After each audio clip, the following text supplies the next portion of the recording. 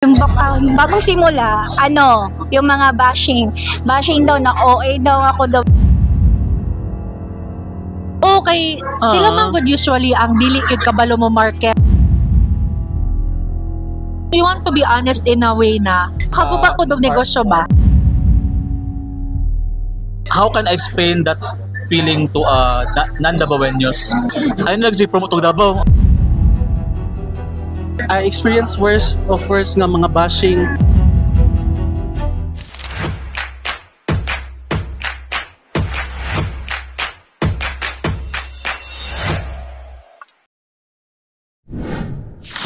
So hi everyone. Hi! We're here at Brick. We just had a collab with them to try their foods. And so far, kumusta? So good. Yummy. So good. So far, so good. Sobrang busog. Yes, so since patapos na kami, so why not have a quick chika about being a content creator, di ba? Wow! So I will ask, by the way, I'm with Gelatines. Hi! Adventure time. Davao Nomad. And of course, Cal Creation, yours truly. So I will ask them one by one, how did they started, what inspired them, what were the challenges that they face, and what are the small things that keep them going back. Since most of them started when the pandemic slowly lifted. Of course, we'll start with the ladies first, di ba? So, Ano question? Jel, first is, how long ka na naga-content and how did you started? So, I started last 2023 and then 2023, 2024, tama ba? 2024, yes, mag 2 years na ako this year. Tapos, paano ko nagsimula? Kasi I love watching vlogs yun, like sila Roy Velasco, sila Hazel King, sila... Asa na siya sa Manila? Sa Manila na sila. And then, siguro nakitaan na ni June, which is yung fiancé ko right now, na yun nga, hilig ako manood ng vlog. I-provide na niya ako ng phone. Then sabi niya, mag-start na daw ako ng vlog. What was the first phone? First phone is iPhone 14 Pro Max. So, because of my fiancé, i-providean ko pinrovide niya ako ng equipment like ng phone, iPhone 14 Pro Max, and then pati din ng tripod, photo. Then, start na ako. Nanawala. Tapos, gipalitan ng bago. So, may content ka na yun na-push sa'yo? Yung first video ko kasi, yung facialist ko, wala masyado siyang mga clients, pero nakitaan ko kasi siya ng potential na, yun nga, maganda ang kanyang services, why not try na i-vlog. Then, sa first vlog ko na yung kay Violet Skincare, wow! Yun, nag-boom agad. Then, diniretso, continue ko na. 99 facial? Kato, Violet Skincare. Baka naman. Oh, 99 ba? Hindi siya 99. 249. For as low as 249. Deep facial Tapos Violet to siya. yung room, di ba? Yeah. So, maoto. How did I start? Oh. Actually, I'm a mass communication graduate. No one asked. Charot lang. Oh, so I'm actually in the field of photo and video na. So when I was studying, murag naganahan man ko mag-promote kay ako gi-promote isa nga local negosyo na try na to lang ba pero nag-trend siya. So Which one was that? it was kanang Baby Puto. Dili si anak or si Baby Puto mismo? Anak guro, murag anak ni Baby Puto. Sa Ubalde? Kana. Anak na. So murag dito ni reach out man tong owner ato na murag daghan daw kaayo mga customers na ni adto tungod sa video. So murag nainganyo ko kay I saw that it could help others ba. It wasn't because I gusto na ko mag-vlog gusto na ko makatabang. Okay, sila man good usually ang dili gyud kabalo mo market sa ilang products. That's why since kita natay edge kabalota, it's our way of giving back or helping them ba in our So nagsalita sila way. sa area nila kung kinsa rin naa. Yeah. So dito ko nag-start na Randomly nag-video lang ka? Oh, random lang. Ganang hilig naman ko mag-picture o video daan. So, why not share it online? College pa ko mga Like what year? 2018. Pero nag-start ko mga 2016, ma'am. Muna, Baby Puto 2018 na din. Okay na ko. Nakano ka, like, pag-boom jud siya nga year, 2020. Pag-boom na ko as Adventure Time, siguro 2 years ago or 3 years ago. Yeah, pero I dagdagan kay ko giagian nga names, ma'am. Dili ko Adventure Time. Na agi ko good food daw, ni agi kong Bisaya ni Bay. Hantod sa murag ni patok gid ko sa ako ato. So kato. Okay, Yeah. thank you, Adventure Time. Next is si Davao Nomad. Hi guys, what's up Davao? It's your Nomad. Actually, I started way back, yung YouTube days pa, before pandemic. Ito siya, marag, I started with YouTube, so I was a YouTuber then. Ano kasi yung YouTube, parang kumbaga madami nang gumagawa. So when pandemic came, parang nag-stop lahat. So, na-stop din yung YouTube ko. After nun, nung way back 2023, yun talaga yung pag-boom ng Davao creators, if I'm not mistaken. Mga way back 2023, so doon talaga yung TikTok era sa Davao. So on that year din, nakilala ko sila Gelatines, Adventure Time, saka si Kyle and the rest of the Davao creators. Then, on that year din, doon nag-start yung mga businesses sa Davao, interest to macro tsaka micro creators. Din yun, doon nag-start. Speaking of TikTok, was there a one content that push yung sa TikTok ka mag-focus? Yes, because sa TikTok kasi parang kumbaga mas madali yung, para sa akin mas madali yung... What content yung was view. that? Sa iya is... Sa akin is Davao content talaga, first ko. Specifically? Kumbaga kung mga buildings sa Davao. Like yung buildings. Yung sa downtown, yung mga tower. I-compile ko siya, then I posted it. Doon nag-start yung video. Tapos before ako nag-start sa mga brands. So, parang kinana pa na promote Davao. Oh, yan. Doon nag-start yung Davao Nomad. So how did I start? Yeah, how did you start? Actually, siya nga question, no? Pero kung specifically, asa ko nag-start when comes to asa ko nag-focus karon which is TikTok, it started with, one cafe which is Rooftop Cafe. So as what I've said before, no, creation siya because akong target yun supposedly is mga wedding, mga debut, mga mga creations, mura siya, events or SDEs, mga ba? So na-switch siya because of one reel pa to, dili pa TikTok. Kung to siya na real. Which is katong sa Rooftop. Kaya ano na ko siya, ayon ako siya with AI text-to-speech. Tapos nag-10K views ka, feel na ako. Kuyaw na kay Kaato. Doon na nakauna. So Yes. dito nag-start ako ang text-to-speech.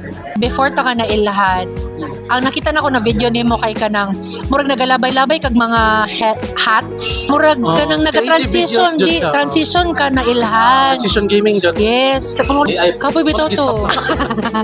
Pero at Okay. least, yeah. So next question is, what are the challenges you faced? What are the challenges that you face? Bagong simula, yung mga bashing. Bashing daw na OA daw ako mag-talk, the way ko i-deliver yung voice over ko, OA daw. Tapos sa ngayon, siguro mahirapan na ako sa time management kasi I'm a full-time government employee.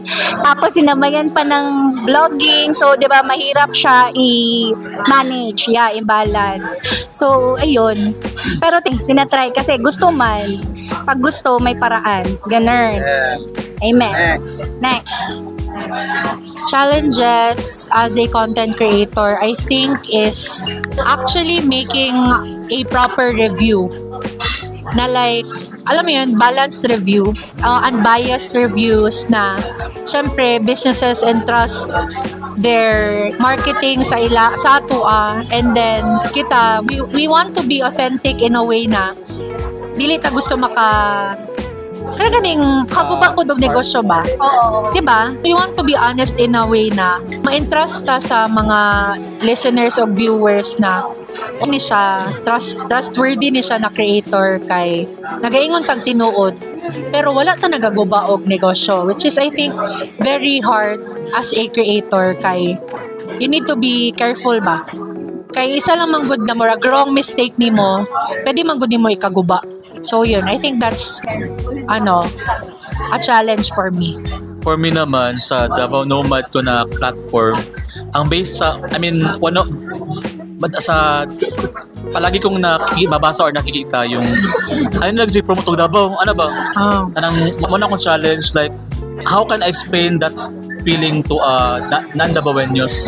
Diba kung nakastay lang mo diri or nakapuyo mo sa Davao, you will really understand what I am creating or what I am really what the thought of the video. So kana din murag motong challenge kay I can't stop promoting Davao. Di ba kita man? Proud of it. Yeah, di ba? But I think, ginahimo lang na nilang joke because it's because of the traffic, kanandaga na kay tao, but hindi naman nila siguro nila necessarily mean na ayun na sa promote kay they really want to promote Davao kay it's really nice here manggod. Worthy siya i-promote mampod. I think it's just a joke. Yeah. For Joke siya, pero others. sometimes kasi parang siguro in percentage 80% of the comments, mayroon dami nyo. Okay lang, I know it's a joke man po. Yeah. So yun yung parang challenge din. Yeah, I think mahimo po siyang motivation nimo na magsige create kay i-prove sa ilaban na worth it man i-promote ana ba. So ma'am, what's your challenge? Actually, para sa ko jud no is ang creative juice jud. Grabe akong procrastination jud. Ngano man? Tanawa recently, di ba, ang katong March na event, karon lang ako na-post, October na. So ba? Kasi natin parang ma-overwhelm ka na lang sa daming opportunities and offers Talaga. na sabay-sabay like paano mo siya i-balance like sabay ang edit first ang shoot, then syempre magawa ka din ng iyong concept, and then mag-edit ka pa, Ikaw so lahat. sabay-sabay ikaw lahat, so solo mo yung ganong trabaho.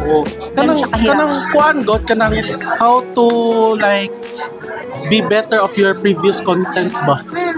Kana jud. Nga ka sa pressure god. Kunwari nag-viral ako ang kuan atong reviews. Mura gusto mo mag-viral gihapon. May site ka nga, di ko sure kung viral. Alago. Overwhelmed. Muna kanang every month jud na jud ko'y week nga wala ko'y post. Bitaw pansin Kinahanglan jud ako. ako mo post. Kana ko pinaka-challenge nga kanang mga bashing wala na makuha na kay gikan na makuha na nakaya na Worst.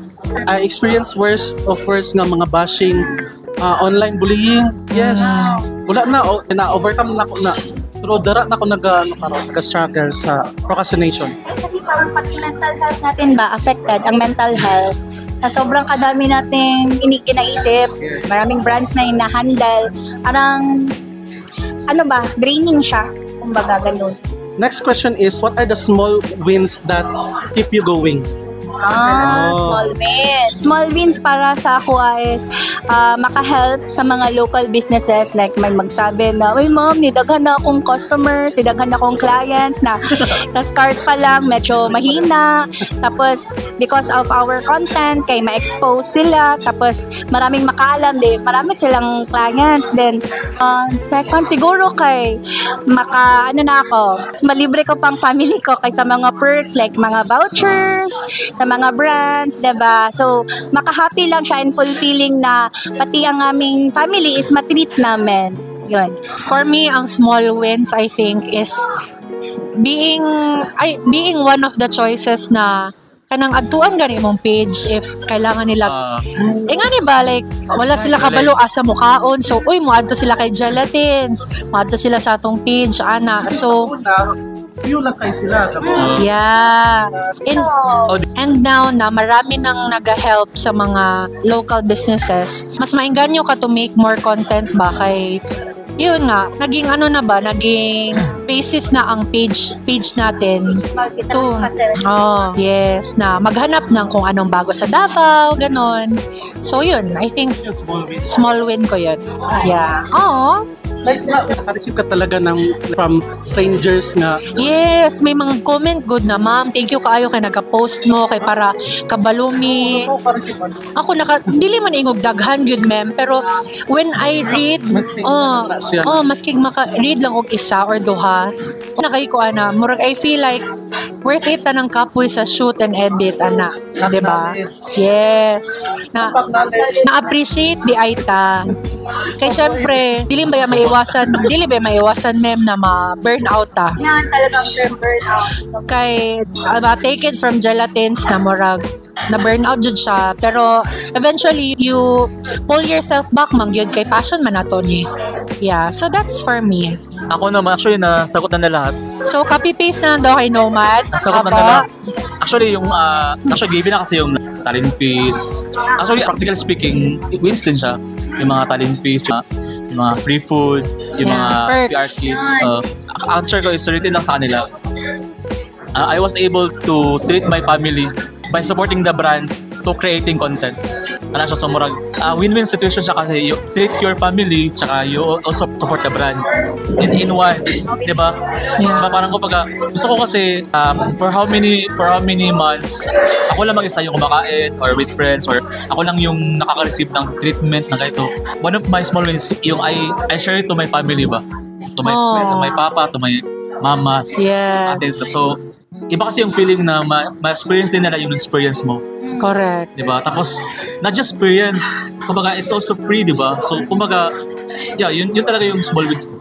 Thank you. Thank you so much, Davao Nomad. And next, Candidate number 4. candidate number 4, Cal Creations. Sa ako kay nakoy specific yun nga small win is nakaingon jud sa ko nga ay kanang ako pa siya kumbaga murag kasi tao mas na kana pala murag kung mag pinti ka ba murag mas na anak god mas nainat mas Nag-double ang impact. anak mas double katong acknowledge me sa Club Samal Ay, tama. the best Uy, bitaw. sige dili siya prestigious nga kana acknowledgement pero bitaw The fact that you're acknowledged. Kasi na maski pag sila ra na kaila ra po di mo ang nagbuhat sa Yes. award kana lahiro oy Lami sa feelings. na-appreciate nila. Yes. Ako na-appreciate nila. O na.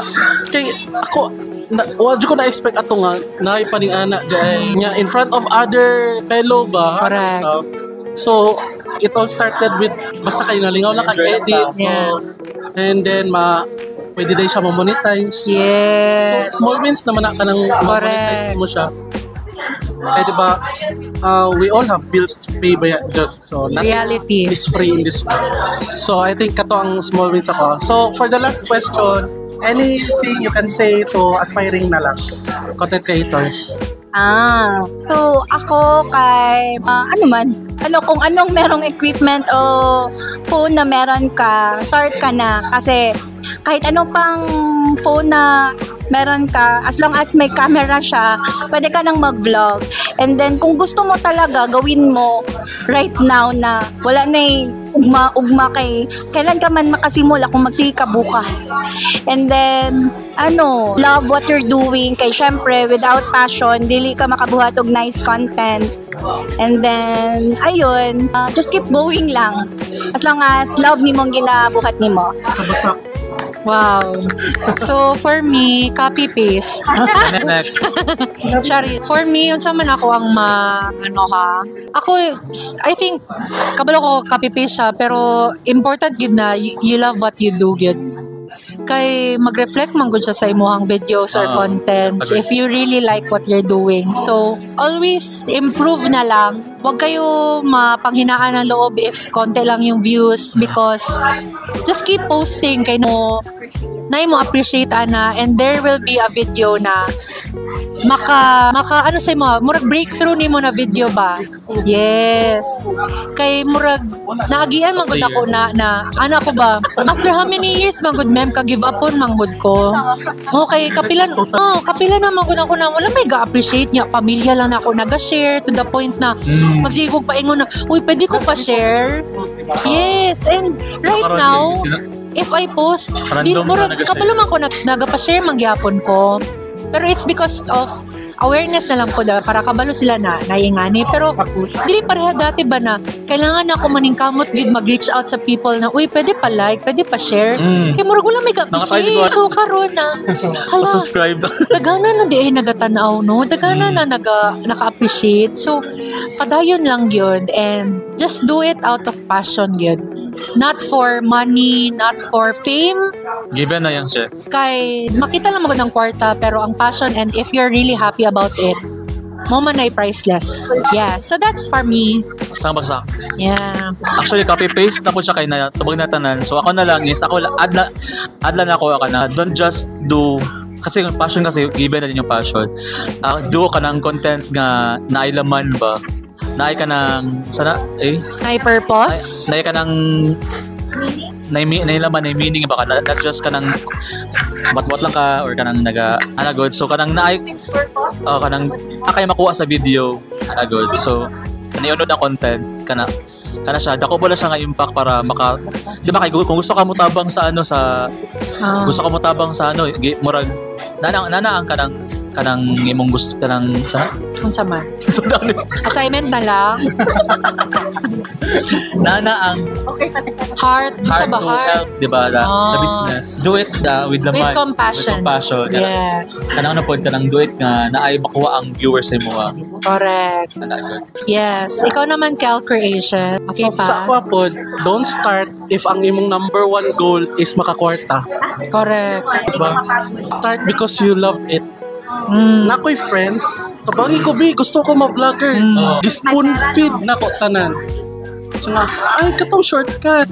Ah. Unsa katong pinakadali ginaunsa nimo dili na ko anang giunsa nimo sa sugod. Correct. Kasi gusto nila magkapera, no? Oh. Wala. di ka magdugay Gihatag na ko tanan secrets, tanan strategies, pero isa ka video lang. Tapos Yeah. nag-give up na dayon kay Panghinaan na ng loob. di ba tanan wala na monetize. Yeah. One video pa kayo, kailangan monetize na. Correct. So no, don't start if imong purpose is makakwarta. Correct. Never! Never mahangol o kwarta. Wala dyan. Kuhan mo, to follow na siya. If you love what you do. Yes, exactly. With the heart. Correct. And unconditionally. Correct. What does that mean? Unconditionally, wato ni mo tanan and without expecting something in return. Correct. Diba? Yes. Na-helping ka tong taho, vendor. Yeah. Isa pa, mga, oh kanang mga Ano man gud siya, me? Ma-heartwarming man gud siya. actually ang fame ang good kung kumbaga bonus na siya kanang fame na mailan ka sa public which is kanang we are experiencing right now hindi matanan pero start nagsugod na siya nagaman na nagagahay sa imuha ito si Kuat Yeah. bonus na siya Yes. if you find it relatable, don't forget to subscribe. Yes. bell button below. Okay. Bye guys. Thank you so much. Thank you for watching. See you in the next video.